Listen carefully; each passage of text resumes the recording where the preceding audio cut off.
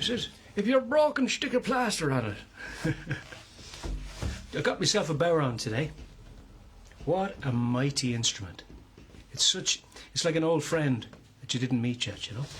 I don't know how that makes sense.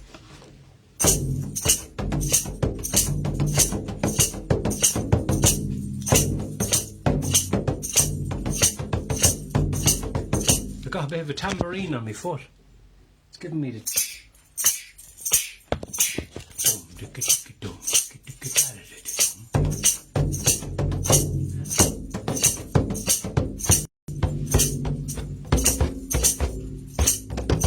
so it's like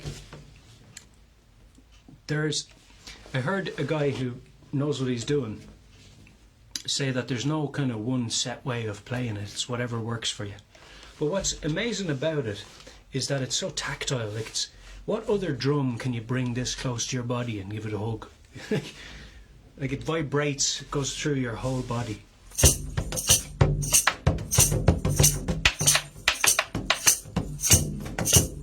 And then you see this, what you're doing is, when you press on this, it's sort of like vocalizing. Watch. It's like a pitch bend that would happen in the vocal folds, you know, by lengthening them or shortening them. And I suppose why that's happening is because the drum is circular. So the drum makes it sound on the basis that the vibration occurs wherever you strike, travels out in all directions, rippling like a pebble in a pool, hits the outer rim and then comes back in. Right, so if you press a certain point on that drum, that becomes the focal point. It sort of gathers the vibration. It sort of collects it up, because that becomes a peak where everything's going to hit. Like if you put a little island in the middle of the ocean, all the water's going to hit it. And that's going to affect it by the tides, you know. So that's kind of how it happens here exactly, because a sound wave behaves similarly, almost identically, but with different varieties or degrees of force. And so slightly different impacts because of weight and so forth. But they're both fluids, water and air. And basically a sound wave is a disruption of the air.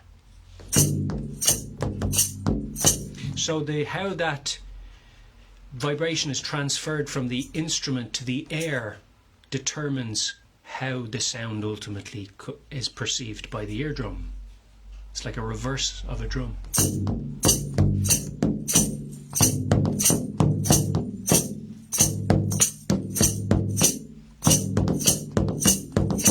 So, you know, it's like however you manage to get your hand to interact with the surface of the drum. I find it quite tricky. Like, there is a hole here, but maybe that's too big, because you want it to sort of lock onto your arm and not to move around too much. Maybe I just don't know what I'm doing yet, to the point where I don't know why it's that big. Maybe there are just a lot bigger arms than mine. But the point is that you're sort of trying to get it to where there's independence between your hand and the skin, but also the drum is firm, because you need to hold on to it to stop it moving around when you hit it, but you also need to have the freedom of touching it or not. So I suppose there are ways of using that, but I haven't figured it out yet. I'm just playing with it. But I found that if you put your finger in there, it can stop. And again, there are different ways of doing it. It's whatever works for you, because we're different shapes and sizes and have different technical abilities or whatever, or just say sort of muscle memories and ideas about how we should produce a sound.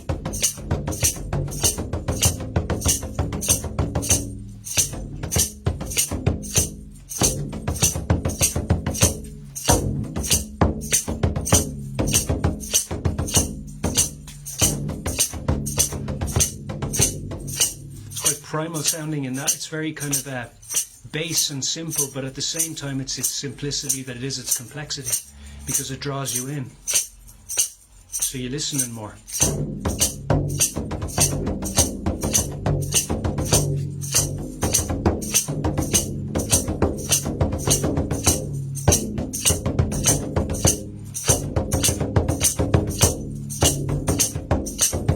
There's nothing bad about good fundamentals.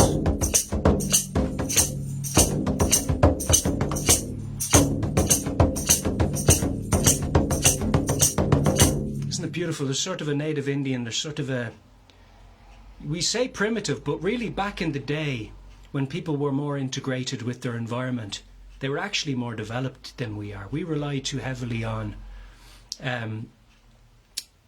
machinery and stuff, and it sort of diminishes the cultural interactions. And I find that, just talking as one man, I find that when you can actually have that tactile hands-on experience with an instrument, like much different to playing a bongo with a stick.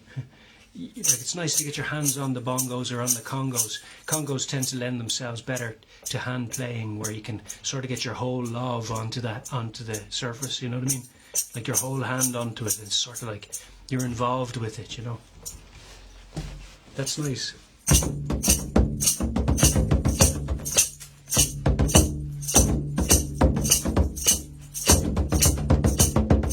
So that's one technique where you can kind of just rotate the beater. And if you notice, you're sort of rotating towards the beater and away from it, just by the way your wrist moves. See? Just sort of naturally, look.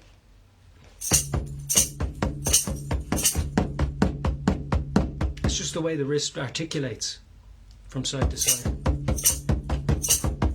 And then if you get closer to it, you can change the angle, see? So that you're interacting maybe at a different part of the drum, but sort of more scutterily. It's like scutter, scutter. It's more shuffly, you know what I mean? Like, it's closer to that than that. That's probably what gives it its nice softening effect inside of a reel, an Irish reel. Because a reel can be quite exact, you know, it can be... That's actually... It's staccato, but in a complex way. It's... Isn't it? It's kind of like bum bum bum bum bum. It's kind of very pressing. But even when you subdue Irish music, it still has a very pressing sort of a. It's very forthcoming, Irish diddly-eye, because there's so much happening and so quickly. It's like I won't say an assault of the senses, but it certainly keeps you engaged. And when you get that nice soft rhythm underneath it, it sort of softens it and subdues it. And actually, guys who play Irish music and do, I think anyway, and do so in a way that's more laid back and more stripped back, I think invite you to listen a bit more, you know what I mean?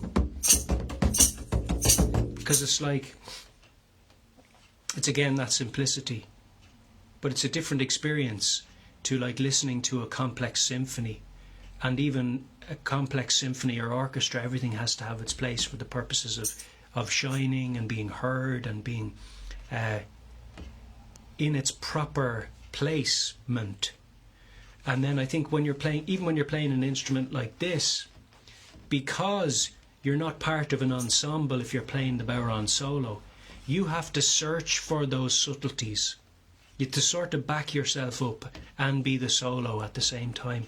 And that takes, I think, a degree of understanding, which can be innate or learned.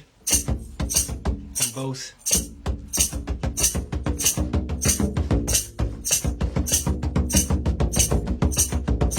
You know, like the lad who's doing it but doesn't know what he's doing. He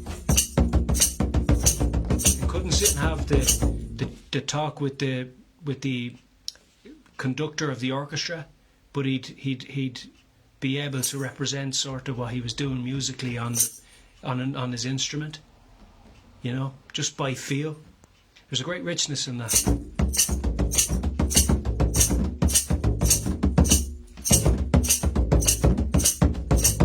Because I think it draws your attention to different factors of composition where you're thinking, how can I, like especially when you're busking on the side of a street and a baby goes by in a pram next to you, you know, and you're thinking, that mammy probably up all night and this is her first bit of silence. And she has to walk to get that silence. You know, she can't get it sitting down, or the baby will wake up. So it's like you're cognizant of that because you had a baby at that age. But so they'll be going by, and you'll spot them a little bit off, and you go right. And you go, you have to be careful with the goat skin because you can't really get it wet.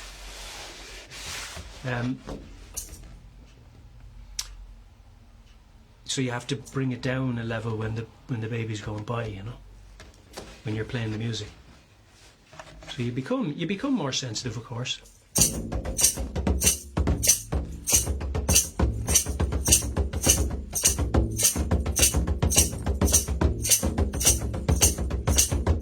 Now, if you make that too scuttery and too busy, remember my uncle actually saying to me, don't make the music too busy. Don't overcook it, he'd say. It's as good. It's like you're doing too much to something and you're spoiling it by doing the too much to it, you know. Now, it'd take a little bit of ability to unpack what somebody was saying, to know what he was saying.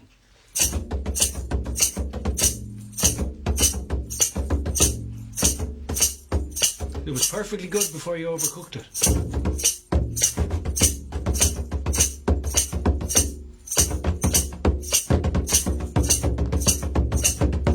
And I noticed then when you press on the skin, what you're also doing is, see the way you're creating a little peak, and the drum beater is going to hit that differently, create something for it to trip over, the beater.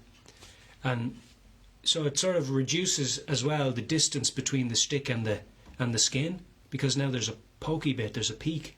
Well, now you're going to hit that pokey bit, and it's going to be like you're hitting it faster because it's closer to your beater. So in a way, you know, it sort of gives that impression. I haven't fully figured out how it does that, but it does.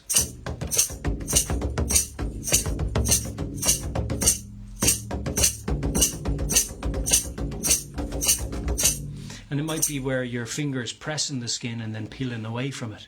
So there's that point where it's pressed and then it goes to open, and that has a sound of its own that sounds like a strike.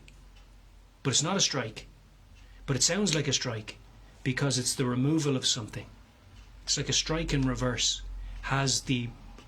It has an audible value which sounds like a strike, then it fits into the mix. And that's why it looks as though, or sounds as though, a bodhrán player who knows how to manipulate the goat skin is doing more than he's actually doing. That's what they discovered today. Do you hear it in the background?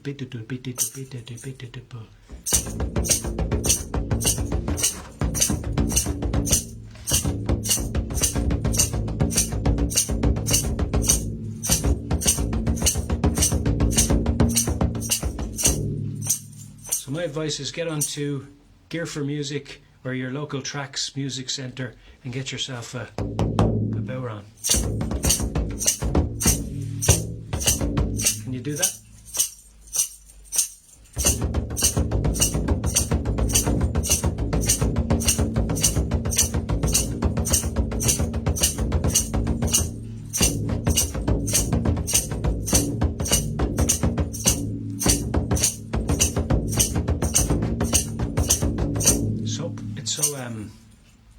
Like for a bass, for a low tone, it's so complex, more complex than a floor tom in a drum kit or a bass drum or any other drum I've ever heard.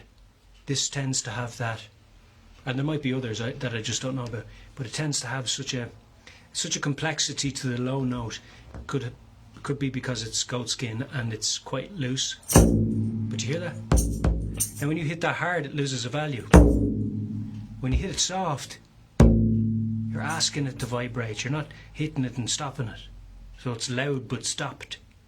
Where you just hit it, you're asking it to vibrate. You're only...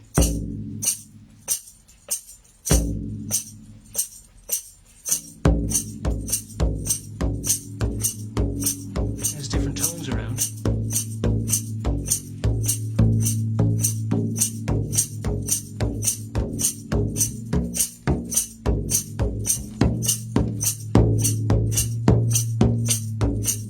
See what I mean by when you're playing less, you listen more to the wave?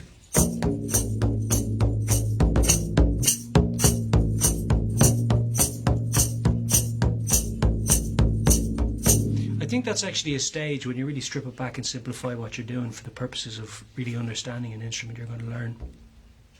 Is that you're allowing the basic qualities of the instrument to register with you.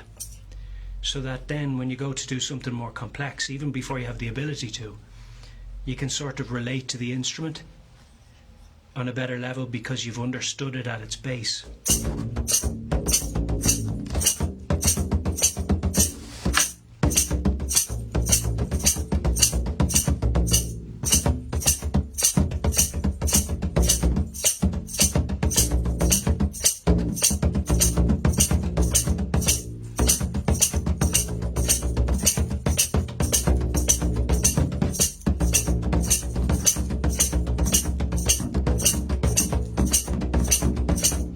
It's like your finger, the little touch of your finger, now I think I understand it.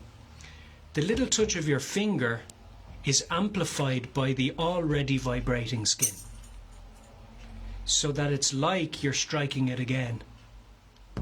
And the pressing is like an interference that's amplified by the strike. Do you see what I'm saying? It's actually quite loud anyway. See when you just do that? So it can be quite a loud beat.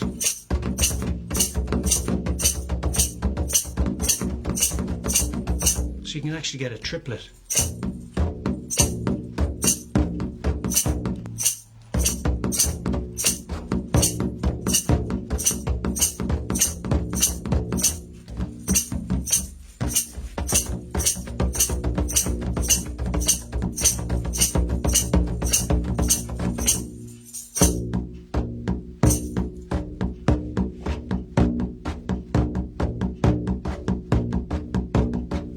Kind of go catatonic. It's like a cat purring up against your body. You kind of go into a woohoo.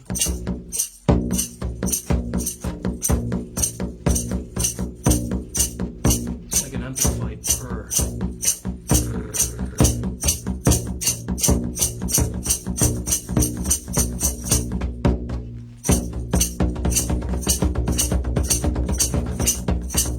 And then there's the other hold of the beater that hits it twice as often for each wrist articulation. See? Dunk, dunk, dunk, dunk, dunk. That's when it gets more skittery, skittery, diddly, diddly.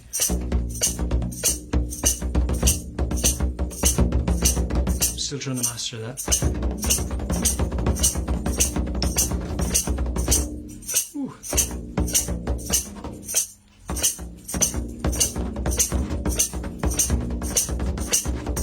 I recently injured my thumb, so I have to be careful.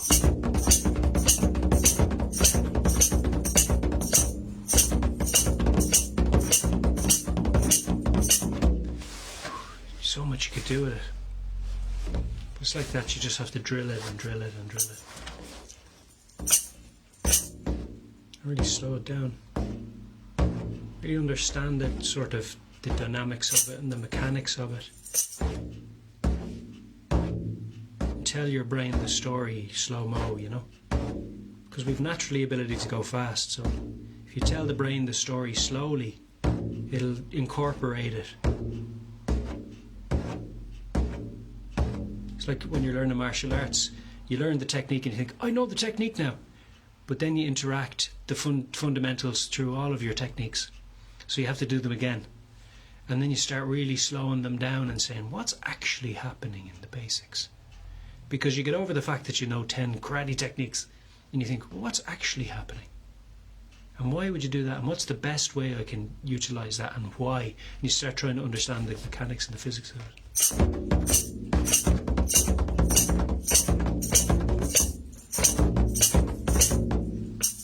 Yeah, it's and then you sort of naturally, your intuition starts to tell you, your tutor within. You know what that is.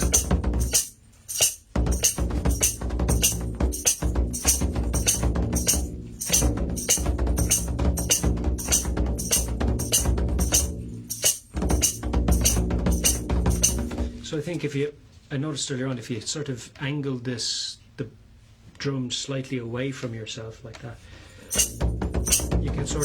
you can find those strikes more easily, whereas if you're there, obviously, where's the drum gone, you know?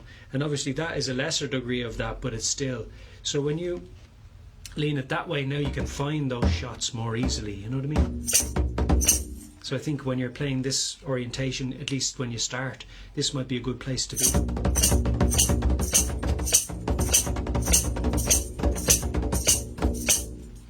just want to be, hang on now. So I have it just naturally sort of put it there and there. It's wedged there, now you have control over it. I seem to be missing this beat. Maybe it's apprehension with the little injury, but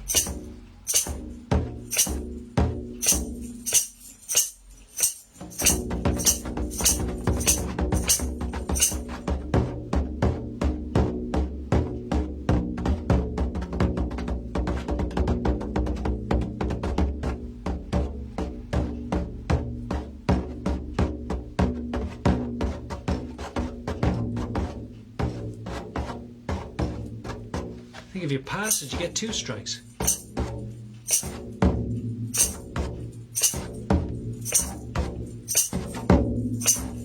On the return.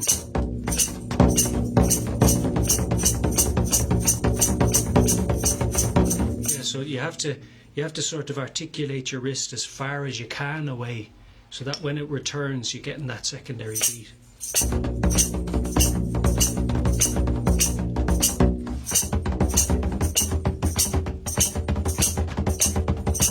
Of course, you can mute it then, so it's not as dinny for the people around while you're practicing.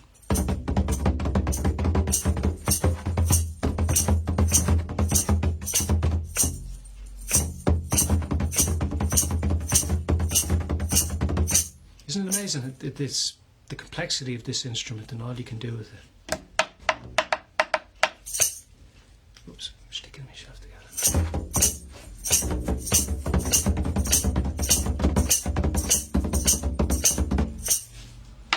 So simple at its rudiments, simple in its design, relatively, but actually quite a complex instrument, isn't it? I'm actually quite amazed by it.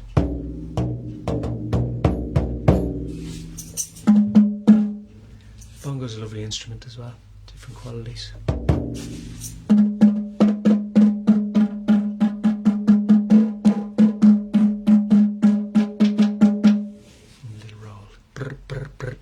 It's just buzzing on the surface of it. So yeah, beautiful instrument. Just thought I'd share it with anybody who wanted to see. Blessings in Jesus' name, a holy kiss.